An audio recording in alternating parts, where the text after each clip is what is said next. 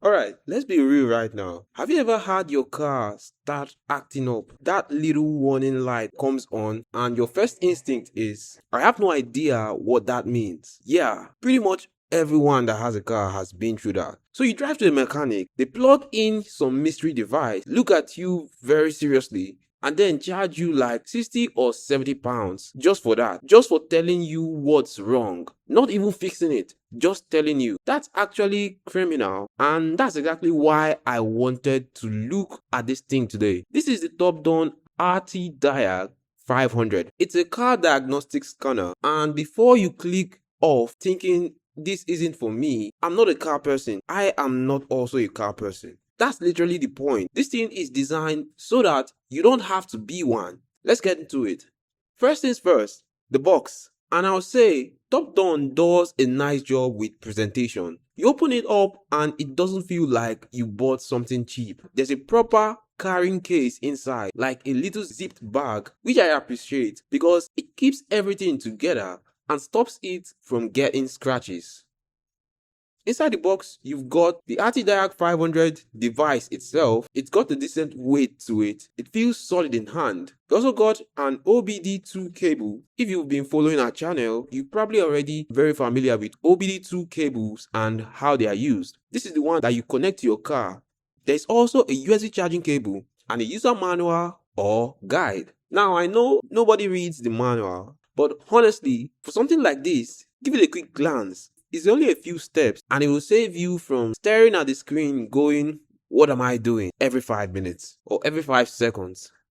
Okay, so the device itself, it's got a 5-inch screen. That's basically the size of a smartphone display. So it's not some tiny thing where you are squinting trying to read numbers. It's clear, it's bright, and it's touch screen. There are physical buttons on the side as well. But honestly, once you are navigating the screen, you probably won't make use of them much. Build-wise, it's got rubberized edges, so it grips well and it doesn't feel like it will crack if it slips out of your hand, which in a garage matters. Battery is 3350 mAh. In real life terms, if you are using it occasionally, like most of us will, you'll get a good few days off one single charge. And when it's plugged into your car via the OBD2 cable, it's actually drawing power from the car directly, so it charges itself while in use. Now we look at its setup, and I want to be honest with you here, it's mostly straightforward. But there are two things that might catch you off guard. First, you are going to need Wi-Fi. When you turn it on for the first time, it's going to ask you to connect to your network. This is so it can run a software update and download the vehicle database for your car, not optional. Second, it's going to ask you to create an account. I know nobody loves that, but it's just an email password, or you can use Google or something like that. And it's what lets the device store your scan history and get future updates. Once that's done, the actual setup is 3 simple steps.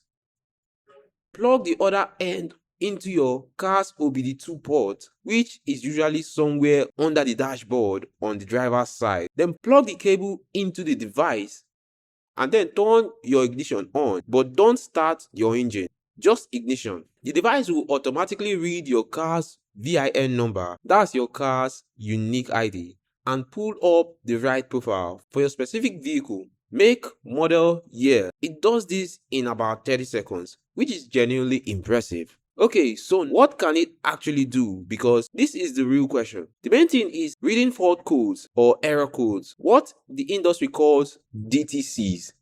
So when that little warning light pops up on your dashboard, this is the tool that tells you, hey, this specific sensor in your engine isn't reading right, or your ABS has flagged something. And it doesn't just give you a code, it tells you what the code means in plain language. It scans for critical systems like the engines, which is the powertrain, transmission, your gearbox, ABS, your brake, airbag, SRS, which is your safety system. Now, it doesn't scan every single system in the car, but these 4 are the ones that matter most for day-to-day safety and performance. If something is going wrong, it's mostly showing up in one of these. Beyond fault codes, it also does 6 service reset functions, and I'll explain this in plain English. Number 1, oil reset. After an oil change, you reset the oil life counter. 2, we have throttle adaptation, which recalibrates the throttle so the car responds properly. Number 3, we have steering angle reset, which is after wheel alignment or steering work. There's also tire pressure reset, used after adjusting or rotating tires. At number 5, we've got battery reset. This is used when you've replaced your battery.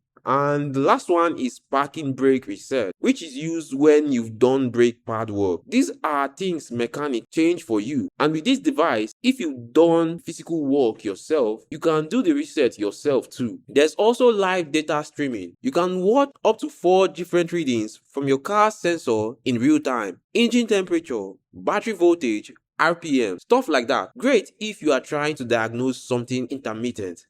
And one more thing I actually love is that it saves every scan automatically. So if you check your car today and again in 3 months, you can compare the results side by side. You are basically building a history of your car's health.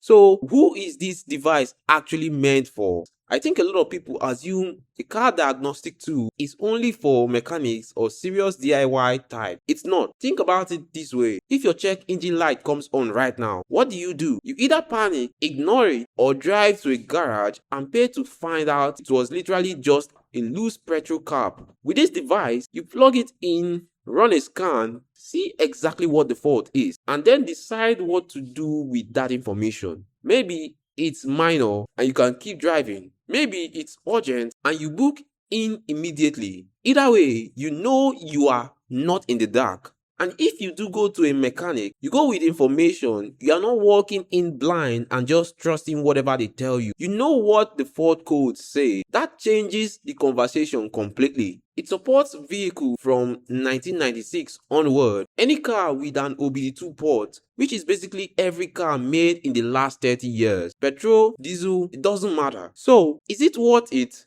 It's priced at around $170. Which honestly, if you are paying 60-70 pounds every time a mechanic runs a diagnostic on your car, this thing pays for itself after 2 or 3 visits. And then it just keeps working. What I like is the solid build, great screen size, genuinely easy to use. The automatic VIN detection is smooth and the scan history feature is a thoughtful touch. Software updates are free, which is important because new car models keep coming out. But here's what to be aware of. It doesn't do full system scans. So if you need to dig into more obscure modules beyond the 4 main ones, you would need to step up to a higher end model like the ArtiDiag 800, and the account creation on first setup catches a few people off guard, but it is just a one-time thing. Overall, if you own a car and you want to stop being completely at the mercy of every mechanic who charges you just to plug something in, this is a really solid investment. You don't need to be a mechanic, you don't need to be technical, you just need to follow 3 steps. I would recommend it.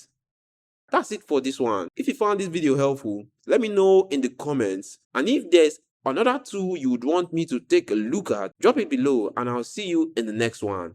Thanks for watching. Bye bye.